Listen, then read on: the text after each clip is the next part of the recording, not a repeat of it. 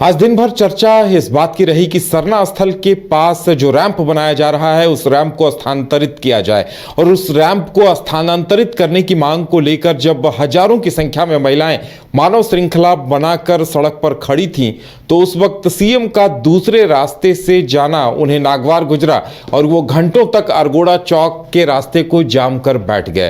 पूरे शहर में अफरा तफरी का माहौल रहा, कई बार अप्रिय स्थिति आने को दिखी और वहां पर काफी देर तक हंगामे की नौबत बनी रही। लेकिन बड़ा सवाल यह उठता है कि आखिर यह नौबत क्यों आई। ज्यादा जानकारी के लिए इस वक्त हमारे साथ हमारे संवाददाता कुंदन जुड़े हुए हैं। कुंदन, आपने इस पूरे मामले का जायजा लिया, उस रैंप तक भी गए जिसे आगे बढ़ाने की बात की जा रही है। आखिर क्या वजह रही, क्यों गुस्सा इस कदर फूट पड़ा?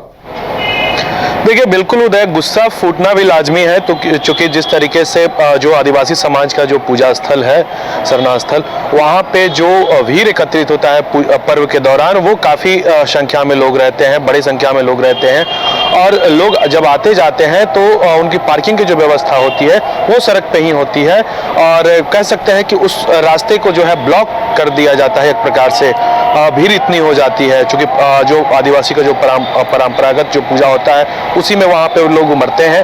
और ये जो सिरमटोली फ्लाईओवर का जो निर्माण कार्य जो चल रहा है, ठीक वहीं से जो है निर्माण कार्य स्टार्ट हो रहा है। तो कहीं ना कहीं यह देखा जा रहा है कि जो मुख्य द्वार जो है, प्रवेश द्वार जो है, वो जहाँ से फ्लाईओवर निर्माण कार्य जो शुरू हुए हैं वहाँ से उनका मुख्य द्वार है। तो कहीं ना कहीं एक तो उनका जो मुख्य द्वार का जो आकर्षण है वो खत्म हो रहा है। दूसरी और अगर हम बात करें तो जो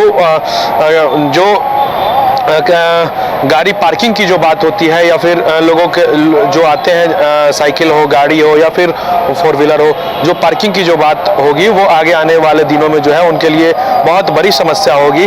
तो इसको लेकर भी जो है वो काफ़ी गुस्से में है। और इसको लेकर सिर्फ गुस्सा ही नहीं, बल्कि इन लोगों ने पहले से भी सरकार के जो नुमाइंदे हैं, सरकार में जो लोग बैठे हुए हैं, उनसे लगातार मुलाकात करके और अपनी बातों को रख रहे हैं। चाहे मंत्री चमरा लिंडा हो या स्वयं मुख्यमंत्री से भी मिलने की बात, जैसा कि आज जो मानव श्रृंखला में जो शामिल लोग थे उन्होंने बताया कि मुख्यमंत्री से भी मुलाकात करके और उनके पास भी हम लोगों ने इस बात को रखा है। हालांकि मुख्यमंत्री ने कहा कि इस बात की जानकारी मुझे नहीं थी, लेकिन अब जानकारी हुई है, मैं इसका रास्ता निकालता हूं। लेकिन कब तक रास्ता निकलेगा, वहां तो आए दिन। एक बात बताइए, आप उस स्थल तक भी गए थे, क्या वहां अगर फ्लाईओवर कोई कंपनी बना रही है और इसे लेकर पिछले 1-1.5 महीने से विवाद चल रहा है, तो ऐसे में रैंप को 200-400 मीटर बढ़ा देना ये कोई बड़ी बात नहीं है, इसका आसानी से समाधान निकाला जा सकता था।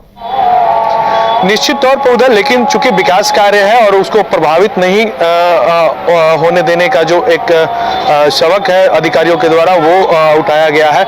लेकिन जो अगर हम बात करें सिरमटोली चौक पे, तो सिरमटोली चौक के थोड़ा अगर आगे जाकर अगर इसको गिराया जाता तो ये पूरा विवाद ही खत्म हो जाता। लेकिन चूंकि अभी तक इसमें जो अधिकारी हैं, कहीं ना कहीं इसमें अधिकारियों की अनदेखी देखी जा रही है उदय। अब देखना यह होगा कि अधिकारी जो है कब जागते हैं, चूंकि अब मुख्यमंत्री तक ये मामला चला गया है और इसमें कहीं ना कहीं मुख्यमंत्री खुद से जो है इंटरफेयर करना भी स्टार्ट कर दिए हैं। हालांकि सबसे बड़ी जो बात है, जो जैसा कि मैंने पूर्व में भी बताया कि जो मुख्य प्रवेश द्वार जो है वो जो पूजा स्थल का, उससे थोड़ा आगे बढ़कर अगर फ्लाईओवर को अगर गिराया जाता है तो एक तो फ्लाईओवर का भी जो रूपरेखा है वो जस्ट का तस रह जाएगा। लेकिन यही है कि थोड़ा कॉस्टिंग जो है उसमें बढ़ेगा, चूंकि जो फ्लाईओवर का जो पाया जो होता है उसको ढालने की जो प्रक्रिया होती है या फिर बढ़ाने की जो प्रक्रिया होती है उसमें कॉस्टिंग आता है। तो जाहिर सी बात है कि कंपनी के ऊपर कॉस्टिंग जाएगी, तो उसको लेकर जो है सरकार को कंपनी के साथ समन्वय स्थापित करके और इसका निष्कर्ष निकालना चाहिए। लेकिन फिलहाल जो है लगातार दिन रात जो काम चल रहे हैं उसी को रोकने के लिहाज से जो है ये आदिवासी समाज जो है लगातार प्रयासरत है, लेकिन अब तक जो है काम नहीं रोके गए हैं। और इसी लिहाज से जो आज मानव श्रृंखला बनाकर अपनी जो मजबूती है उसको पेश करने के लिए जो है रास्ते पे खड़े हुए थे।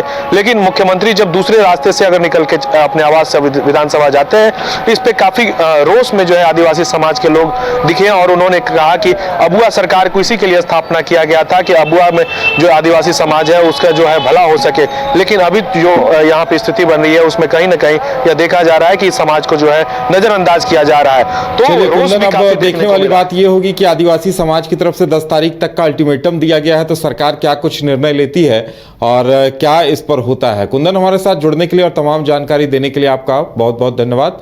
तो इंतजार सरकार के फैसले का है आदिवासी समाज को, क्योंकि रैंप जहां से शुरू हो रहा है उस रैंप को अगर थोड़ा सा आगे बढ़ा दिया जाए घेर कर, तो इस विवाद का आसान समाधान हो सकता है। अब इंतजार इस बात का है कि सरकार समाधान क्या तलाशती है।